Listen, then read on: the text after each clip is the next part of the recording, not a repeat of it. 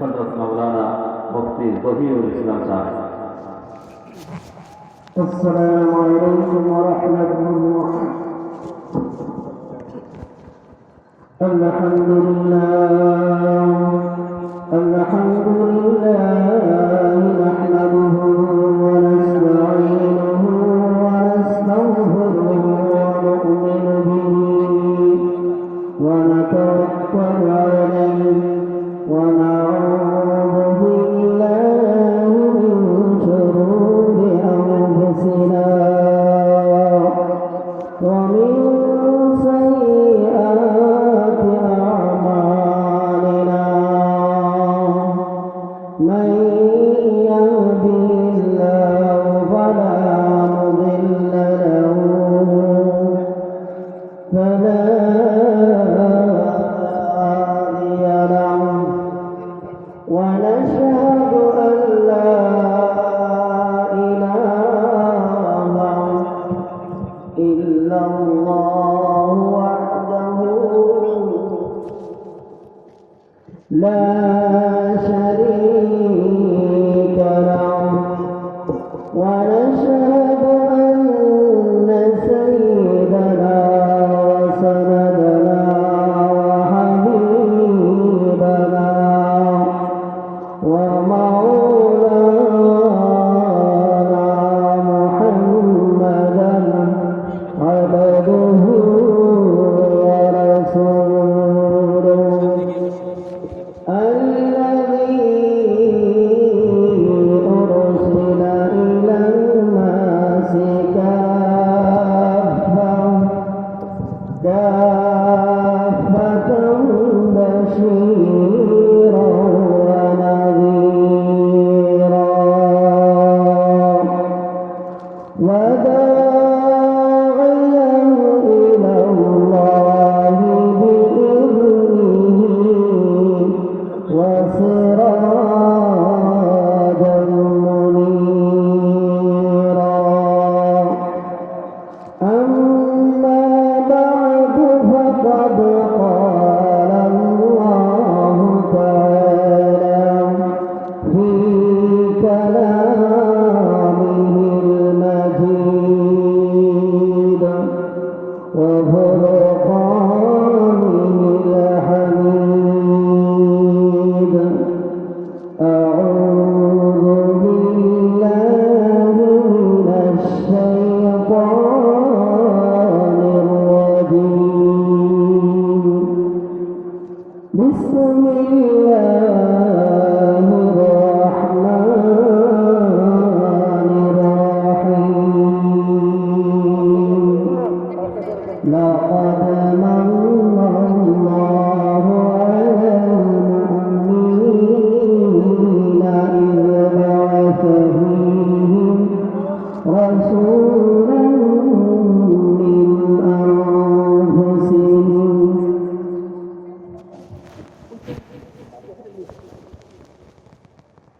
يتلو عليهم آياته ويزكيهم ويعلمهم الكتاب والحكمة وإن كانوا لفي ضلال مبين.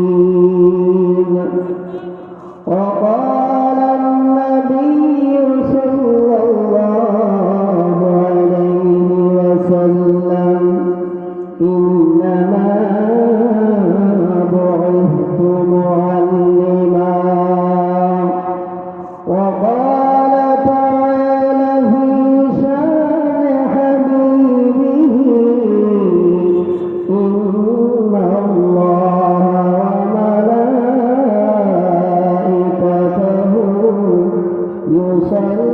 يصلون على النبي يا أيها الذين آمنوا صلوا عليه وسلموا تسليما. সকলে নামাজের দুরূদ শরীফ পড়ি। اللهم صل على محمد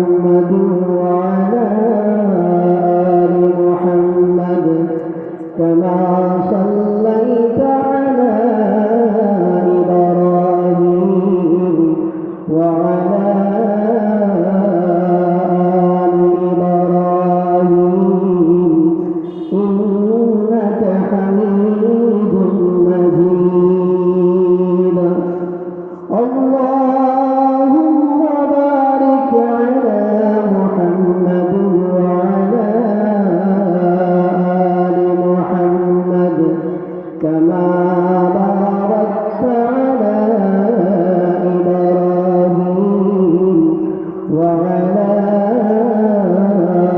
آل إبراهيم إنك حميد مجيد درخشانی نے تیری قطر قدر کر دیا دل کو روشن کر دیا ہے کو بینا کر دیا خود مت گورا اور غیروں کے ہادی بن گئی کیا نظر تھی جس نے مردوں کا مسیحا کر دیا জামে আরাবিয়া শামসুল উলুম বিল বানাত বাদুয়া বালিকা মহিলা মাদ্রাসার উদ্যোগে আয়োজিত আজকের এই মহতি জলসার অত্যন্ত শ্রদ্ধাভাজন আমার উস্তাদের উস্তাদ মুহতারাম আল্লামা মুখতারউদ্দিন সাহেব হুজুর দামাত বরকাতুহু আরো মঞ্চ অভিষ্ট হযরত উলামায়ে কেরাম মুরব্বিয়ানে আযম এবং আমার সামনে এলাকার বিভিন্ন শ্রেণীর লোক সকলে আল্লাহ তাআলার কাছে শুকরিয়া আদায় করি যে আল্লাহ পাক রব্বুল আলামিন আমাদেরকে দয়া করে মায়া করে মেহেরবানি করে আমাদেরকে ইসলামী মাহফিলে সমবেত হওয়ার তৌফিক দিয়েছেন এই জন্য সকলে বলি আলহামদুলিল্লাহ। আসলে আল্লাহ পাক রব্বুল আলামিন যাদের বেলায় কল্যাণের আশা করেন যাদেরকে আল্লাহর দ্বীন ধার্মিকতার প্রতি হেদায়েত দিতে চান তাদেরকেই কেবল এই ধরনের মজলিসে প্রতি ভালোবাসা আকর্ষণ তৈরি করে দেন। জুনায়েদ বাগদাদী রাহিমাহুল্লাহর একজন মুরিদ, ওই মুরিদ জুনায়েদ বাগদাদী রাহিমাহুল্লাহ যেখানেই বয়ান করতে যাইতেন দেখা যেত একজন মুরিদ সেখানে সামনের দিকে দেওয়া বৈশা যাইতেন। তো একবার জুনায়েদ বাগদাদী রাহিমাহুল্লাহ ওই মুরিদকে লক্ষ্য করে বললেন, কিরে ভাই, আমি বাগদাদের যেখানেই বয়ান করি তোমাকে দেখি সামনের কাতারে সবার প্রথম সারির মধ্যে তুমি বয়ান শোনার জন্য উঠতে বসে থাকো, এর মধ্যে কি রহস্য? জুনায়েদ বাগদাদীর মুরিদ তখন সে জবাব দেন, উহিব্বুস সালিহিনা ওয়া লাস্তু মিনহুম লাআল্লাহু ইয়ারযুকুনি সালাহা। ওই জুনায়েদ বাগদাদীর মুরিদ আল্লামা জুনায়েদ বাগদাদীকে লক্ষ্য করে বলেন, ও জুনায়েদ বাগদাদী, আমি তো আল্লাহ হতে পারি নাই, আমি তো সৎকর্মশীল হতে পারি নাই, আমি পরিপূর্ণ ধার্মিক হতে পারি নাই, তবে আমি কেন এমনটা করি এর উত্তর তুমি ভালো করে শোনো। আমি আল্লাহওয়ালাদেরকে এবং আল্লাহর গুণগান যারা গাই আমি তাদেরকে আমার কলিজার টুকরা দিয়ে ভালোবাসি। এই কথা বলার পর জুনায়েদ বাগদাদী মুরিদকে লক্ষ্য করে বলে, তুমি আল্লাহওয়ালাদেরকে নেককারবাসীদেরকে ভালোবাসার মধ্যে কি মজা পেয়েছ? মুরিদ তার জবাবে বলে, লাআল্লাহু ইয়ারযুকুনি সালাহা। আমি আল্লাহওয়ালাদেরকে ভালোবাসি, আমার মনে এই আশা, আমি হয়তো আল্লাহওয়ালা হইতে পারি নাই, আমি হয়তো আলেম হইতে পারি নাই, আমি হয়তো বুজুর্গ হতে পারি নাই, কিন্তু আমি আল্লাহওয়ালাদেরকে ভালোবাসি। এই কারণে যেদিন আল্লাহ পাক রব্বুল আলামিন আল্লাহওয়ালাদেরকে ওই দিন কিয়ামতের ময়দানে আলাদা করবে, সেই দিন হয়তো আমি কাঙ্গালকেও আল্লাহওয়ালাদের শামিল করে নেবে। এই জন্য আল্লাহওয়ালাদের সঙ্গী হও। স্বয়ং আল্লাহ রাব্বুল আলামিন কোরআনে বলেন, ইয়া আইয়ুহাল্লাযীনা আমানুত্তাকুল্লাহ, হে ঈমানদার, তোমরা আল্লাহকে ভয় করো, আল্লাহকে ভয় করো। ওয়াকুনু মা'আস সাদিকিন, এবং যারা আল্লাহ সাদিকিন, সিদ্দিকিন, সুরাহা তাদের সঙ্গী হন। এই কারণে আমি আমার এলাকার প্রতিটি মানুষকে বলবো, ভাই এই মাহফিল প্রতিদিন হবে না। আজকে আল্লাহর ওলিরা এখানে বয়ান করবে, হযরত উলামায়ে কেরাম বয়ান করবে। আজকের জন্য আমার ব্যবসা বন্ধ করে দিয়ে, আজকে আমার জন্য যত কাজ আছে সব বন্ধ করে খুব দ্রুত মাহফিলের প্যান্ডেলে চলে আসি।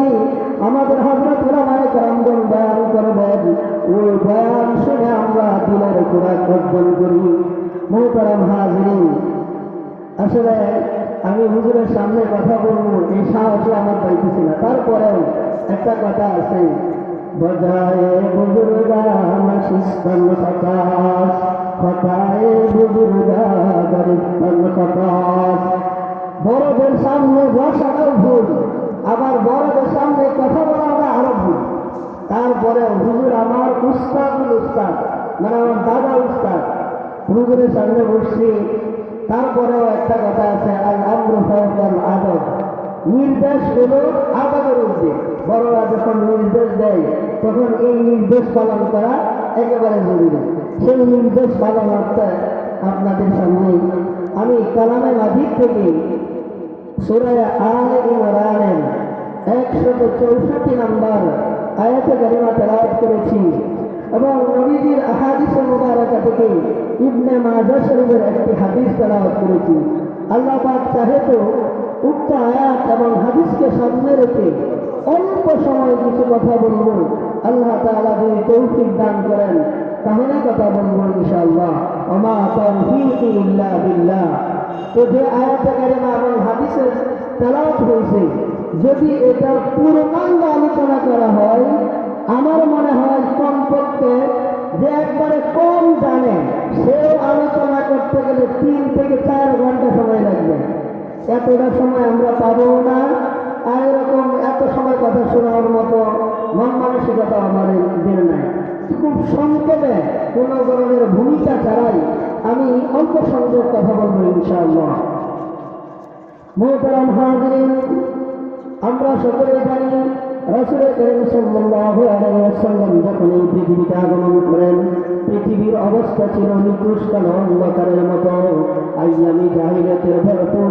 আল্লাহ রাসূল যখন এই পৃথিবীতে আগমন করেন, পৃথিবীর মধ্যে হানাহানি, মারামারি, কাটাকাটি, ভাই ভাইয়ের রেষারেষি, যুদ্ধ, কলহ, এমনকি এমন কোনো পাপ নাই যে পাপে মানুষ নিমজ্জিত ছিল না। পুরা পৃথিবী, শুধু আরব বিশ্ব না, আমরা শুধু কেবলমাত্র জানি যে আরব বিশ্বে মনে হয় ওই ধরনের কলহ ছিল। শুধু আরব বিশ্বেই নয়, এই পুরা পৃথিবীর মধ্যে তখন বড় বড় 6টা জাতি বসবাস করত। সেই 6টি জাতির বিবরণ আমি খুব সংক্ষিপ্ত আকারে দিচ্ছি। একটি জাতি ছিল এরকম, আমাদের হিন্দুস্তানে ছিল হিন্দু সম্প্রদায়। হিন্দু সম্প্রদায়ের মধ্যে ছিল বৈষম্য আর বৈষম্য, তাদের মধ্যে নারীদের কোনো অধিকারই ছিল না।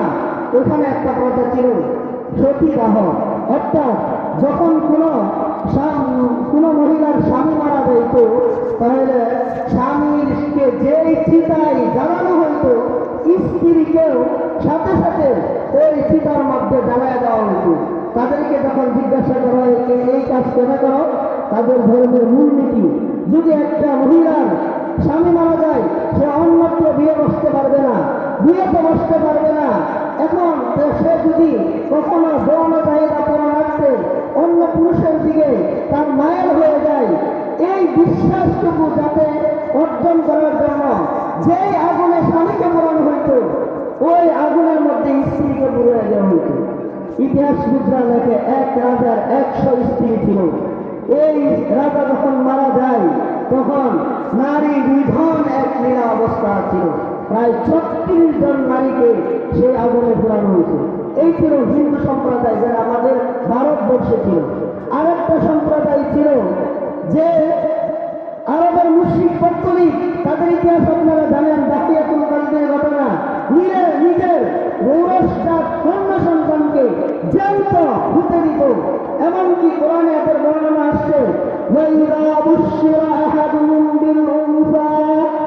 মুসতাব্ব বুজুহুম, যদি তাদের কাউকে কন্যা সন্তানের সুসংবাদ দেওয়া হতো তখন তাদের চেহারা মলিন হয়ে যাইত, লুপ লজ্জায় মানে লাজে তাদের মুখ লুকাইয়া রইত যে এই কি হইল, আমার মেয়ে সন্তান হইল।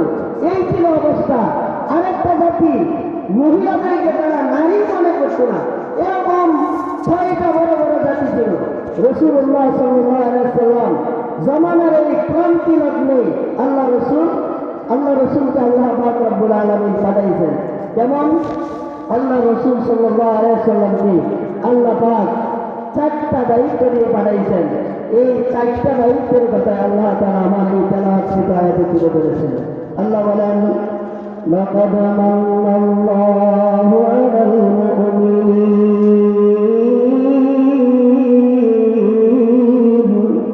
আল্লাহ রাব্বুল আলামিন ঈমানদারদের উপর বড় আহসান করেছেন। কি আহসান? আল্লাহ তাআলা পরবর্তীতে বলেন, إِذْ بَعَثَ فِيهِمْ رَسُولًا مِّنْ أَنفُسِهِمْ, তাদের মধ্য থেকে একজন রাসূল পাঠাইছেন। রাসূল করিম সাল্লাল্লাহু এই আয়াতের প্রথম অংশের মধ্যে একটা ইশকাল হয়, লাকাদ মান্নাল্লাহু আলাল মুমিনিন, যা এর থেকে বোঝা যায় শুধুমাত্র মুমিনদের জন্য আল্লাহ রাসূল এসেছেন। কিন্তু কথাটা হলো যে আল্লাহ আরেক আয়াতে আছে, আল্লাহ রাসূল সম্পর্কে আল্লাহ বলেন, ওয়ামা আরসালনাকা ইল্লা রাহমাতাল লিল আলামিন। রাসূলকে লক্ষ্য করে আল্লাহ তাআলা বলেন, ও রাসূল, আমি আপনাকে শুধুমাত্র মুমিন না, শুধুমাত্র আপনার অনুসরণ যারা করবে তাদের না, বরং পুরা পৃথিবীর জন্য, পুরা সৃষ্টি জগতের জন্য রহমত হিসাবে প্রেরণ করেছি। তো ওই আয়াতে বোঝা যায় যে আল্লাহ রাসূল শুধুমাত্র মুমিনদের জন্য প্রেরণ হয়েছেন তেমন না, কিন্তু এই আয়াতের অংশের মধ্যে বোঝা যায় কেবলমাত্র মুমিনদের জন্য। এর উত্তর হইল যে রাসূল তো এসেছেন সবার জন্য, কিন্তু মুমিনরা বেশি উপকার হয়। এই উপকারার্থে আল্লাহ তাআলা এখানে মুমিনদের কথা তুলে ধরেছেন। এখানে রাসূল করিম সাল্লাল্লাহু আলাইহি ওয়াসাল্লামকে 4টা দায়িত্ব দিয়ে প্রেরণ করেছিলেন। এর 1 নম্বর দায়িত্ব হলো ইয়াতুলু আলাইহিম আয়াতিহি। রাসূল করিম সাল্লাল্লাহু আলাইহি ওয়াসাল্লাম উম্মতের মাঝে কোরআনে কারীমের আয়াতগুলো তেলাওয়াত করে শোনাতেন। 2 নম্বর দায়িত্ব ওয়ায়ুযাক্কিহিম, এবং তাদেরকে পবিত্র করেছেন, পরিশুদ্ধ করে দিয়েছেন। 3 নম্বর দায়িত্ব ওয়ায়ুআল্লিমুহুমুল কিতাব, রাসূল করিম সাল্লাল্লাহু আলাইহি ওয়াসাল্লাম উম্মতকে কিতাবুল্লাহর শিক্ষা দিয়েছেন। 4 নম্বর দায়িত্ব আল হিকমা, তাফসীরের কিতাবগুলোকে হাদিস শিক্ষা দিয়েছেন। এই 4 দায়িত্বের মধ্যে, এই 4 দায়িত্বের মধ্যে প্রথম যে দায়িত্ব কোরআনে কারীমের ইয়াতুলু আলাইহিম আয়াতিহি, আল্লাহর নবী কোরআনে কারীমের আয়াতগুলো তেলাওয়াত করে করে মানুষকে পরিশুদ্ধ করেছেন, পবিত্র করেছেন। যে মানুষগুলো জাহিলিয়াতের অন্ধকারে ডুবেছিল তাদেরকে যেই কমিটমেন্ট দিয়ে পরিবর্তন করেছিলেন, সেই কমিটমেন্টের প্রধান ছিল কোরআনে কারীমের তেলাওয়াত। জায়গায় জায়গায় 21 নম্বর পড়াতে আল্লাহ তাআলা আল্লাহ রাসূলের সরাসরি লক্ষ্য করে বলেন, উতুলু মা উহিয়া ইলাইকা মিনাল কিতাব। ও নবীজি, আপনি কোন কালামুল্লাহর তেলাওয়াত জাতির কাছে পেশ করতে থাকেন, জাতির কাছে পেশ করতে থাকেন। কালামুল্লাহর তেলাওয়াত যদি পেশ করতে থাকেন তাদের দিনের ময়লা দূর হইতে থাকবে। এই কোরআনে কারীমের তেলাওয়াত শোনার মাধ্যমে সূরা আনফালের মধ্যে আল্লাহ তাআলা ঘোষণা দিয়ে দিয়েছেন, ইন্নামাল মুমিনুনা ইযা যুকিরাল্লাহু ওয়াজিলাত কুলুবুহুম। মুমিনদের হালত হলো, মুমিনদের 2টা সিফাত বর্ণনা করেছেন। তার মধ্যে একটা হলো যখন আল্লাহর আলোচনা করা হয়, আল্লাহর জিকির করা হয়, তাদের কলবগুলো বিচলিত হয়ে যায়। ওয়া ইযা তুলিয়াত আলাইহিম আয়াতুহু, আর যখন তাদের সামনে কোরআনের আয়াতগুলো তেলাওয়াত করা হয়, যাদাতুহুম ঈমানা। তেলাওয়াতের আয়াত শুনে, এই আয়াতের তেলাওয়াত শুনে শুনে ঈমানদারদের ঈমান আরো বেড়ে যায়। তো বুঝা গেল আল্লাহ তাআলা এই কোরআনে কারীমের এই 2টা আয়াতের মাধ্যমে আমরা একটা জিনিস বুঝতে পারলাম, কোরআনে কারীম তেলাওয়াত করলে, তেলাওয়াত শুনলে, এই তেলাওয়াতের মাধ্যমে আপনি আমার দিলের মধ্যে যে ময়লা জমে আছে সেই ময়লা পবিত্র হয়ে যাবে। এই তেলাওয়াতের বিষয়ে আল্লাহ তাআলা আজকাল তেলাওয়াতের ভিতরে একদল ভ্রান্ত মতামত অনুসারী যারা বলে কালামুল্লাহর তেলাওয়াত না বুঝে পড়লে সহজ নাই। বর্তমান সময়ে একটা ঘটনা সাদিয়ানি ঘটনা, সাত সবকে আমরা কেন বয়কট করলাম, তার যতগুলো ভ্রান্ত, তার মধ্যে ভ্রান্ত মতামতের মধ্যে একটা ছিল এরকম যে কোরআন যদি কেউ না বুঝিয়া তেলাওয়াত করে তাহলে তার সব হবে না, কোরআন কবিরা গুনাহ হবে। নাউযুবিল্লাহি মিন যালিক। আমি হাদিস শোনাচ্ছি, হুজুর আসছেন যে তিরমিজি, জামে তিরমিজির মধ্যে এই হাদিস আসছে, মান ক্বারা হারফান মিন কিতাবিল্লাহ ফালাহু বিহি হাসানাতুন ওয়াল হাসানাতু বিআশরি আমসালিহা। আল্লাহর নবী সাল্লাল্লাহু আলাইহি ওয়াসাল্লাম বলেন, আল্লাহর কোন বান্দা যদি আমার কালামুল্লাহ কালামে মাজিদ থেকে একটি অক্ষর তেলাওয়াত করে তাহলে তার জন্য এমন একটি নেকি লেখা হয় যে নেকিটা 10টা নেকির সম করে যায়। এরপর আল্লাহ রাসূল বলেন, লা আকুলু আলিফ লাম মিম হারফান, উদাহরণ দিয়ে দিয়ে আল্লাহ রাসূল বুঝিয়ে দিয়েছেন। আল্লাহ রাসূল বলেন, আমি কখনো এই কথা বলবো না আলিফ লাম মিম একটি হরফ, বরং বাল আলিফুন হারফুন লামুন হারফুন মিমুন হারফুন। আল্লাহ রাসূল বুঝিয়ে দিলেন যে আলিফ একটি অক্ষর, মিম একটি অক্ষর, লাম একটি অক্ষর, মিম একটি অক্ষর। সুতরাং কেউ যদি আলিফ লাম মিম এই আয়াতগুলো তেলাওয়াত করে, এই অক্ষরটা তেলাওয়াত করে, তাহলে তার আমল নামায় আমার আল্লাহ পাক 30টা নেকি দিয়ে দেবেন। এখন রাসূলুল্লাহ সাল্লাল্লাহু আলাইহি ওয়াসাল্লামের হাদিস আমাদের সামনে, এখন কোন বক্তা যদি বলে যে কোরআন না বুঝে পড়লে তেলাওয়াতের সওয়াব হবে না, আমরা তাকে মরচাই স্বীকার করে দেব। এই জন্য আমরা এতটুকু বলি যে তাদেরকে ভ্রান্ত বলে দিই। মুসলমান ভাইরা আমার, কোরআন তেলাওয়াত শোনার মাধ্যমে আমার দিলের ময়লা দূর হয়ে যাবে। কোরআন তেলাওয়াতের মাধ্যমে আপনার ঈমান বলিয়ান হবে। আল হাদিসের মধ্যে আসছে, কেউ যদি শুধু কোরআন তেলাওয়াত করে অন্য কোনো ইবাদত, নফল ইবাদত না করতে পারে তাহলে নফল ইবাদতের চলতে কোরআন কারীমের তেলাওয়াতের আমল তার আমল নামায় বেশি দেওয়া হবে। মুসলমান ভাইরা আমার, সময়ের সংক্ষিপ্ততার কারণে আমি পুরাটা বলতে পারতেছি না। তো এই 4টা বিষয়, যে 4টা বিষয় বললাম, এই 4 বিষয়ের মাধ্যমে রাসূলুল্লাহ সাল্লাল্লাহু আলাইহি ওয়াসাল্লাম উম্মতকে এত পবিত্র করছেন, কবিতার ভাষায় বলে, দরবেশানি নে তেরে কতরে কো দরিয়া কর দিয়া, दिल को रोशन कर दिया है, आँख को बीना कर दिया। যেই লোকগুলো ছিল অন্ধকারে নিমজ্জিত, যারা নিজেরাই ছিল অন্ধ, যারাই ছিল অন্ধকারে নিমজ্জিত, সেই লোকগুলোকে আল্লাহর হাবিব এই 4টি কর্মপদ্ধতির মাধ্যমে তাদেরকে এমন পবিত্রতা করেছেন যে শুধু তারা এখন হেদায়েত প্রাপ্ত হয়েছে তা না, কিয়ামত পর্যন্ত আগত সকল উম্মতের জন্য রাহবার হয়ে গেছে। মুসলমান ভাইরা আমার, খুব ভালো করে বুঝেন, রাসূলুল্লাহ সাল্লাল্লাহু আলাইহি ওয়াসাল্লামের সেই 4 কমিটমেন্ট সাহাবায়ে কেরামের বাস্তবায়ন হওয়ার পরে সিদ্দিক আকবরের মতো ব্যক্তি, আবু বকরের মতো আবু বকর, হযরত ওমর, হযরত আলী, হযরত প্রত্যেকটা সাহাবায়ে কেরাম যারা তাদের ব্যাপারে আল্লাহ তাআলা সার্টিফিকেট দিয়ে দিয়েছেন রাদিয়াল্লাহু আনহুম ওয়া রাদিয়ান। তো রাসূল করিম সাল্লাল্লাহু আলাইহি ওয়াসাল্লাম এই কমিটমেন্ট নিয়েই আল্লাহ রাসূল সাল্লাল্লাহু আলাইহি ওয়াসাল্লাম পৃথিবীতে আবির্ভূত হয়েছিলেন। রাসূল নাই, রাসূলের প্রতিনিধি এখনো রয়ে গেছে। এই প্রতিনিধির মধ্যে থেকে একজন প্রতিনিধি আমাদের সামনে বসে আছে, এখানে আরো অনেক প্রতিনিধি। এই জন্য হে মানব জাতি, হে জগতের মানুষ, তোমাদেরকে বলবো উলামায়ে কেরামের সাথে যাও। আল্লাহ রাসূল হাদিসের মধ্যে বলেন, ফামান আখাযাহু বিহাদ্দিন ওয়াফিন, এই উলামাদের কাছ থেকে যে যতটুকু শিখে যাবে, যতটুকু শিখবে, যতটুকু নিবে, সে দামদার নিয়ে যাবে। কারণ নবীগণ আলেমদেরকে ওয়ারিস বানায় গেছেন, টাকা করি, রক্ত করি, বন্ধ লোকের মিরাজ বানান নাই, তারা মিরাজ বানায় গেছেন এলেমের মিরাজ। এই এলেমের বদৌলতে আজকে আমরা এটা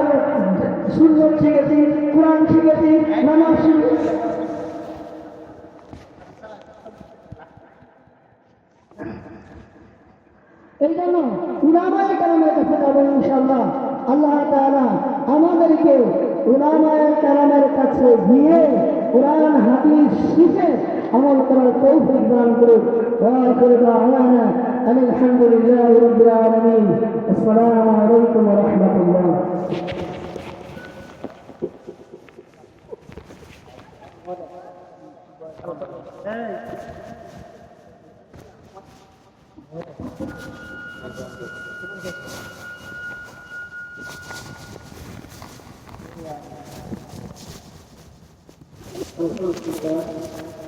আল্লাহ রাব্বুল আলামিনের সালামের আলোচনা আমরা শুনতেছিলাম। আজকে আমরা জামিয়া আরাবিয়া শামসুল উলুম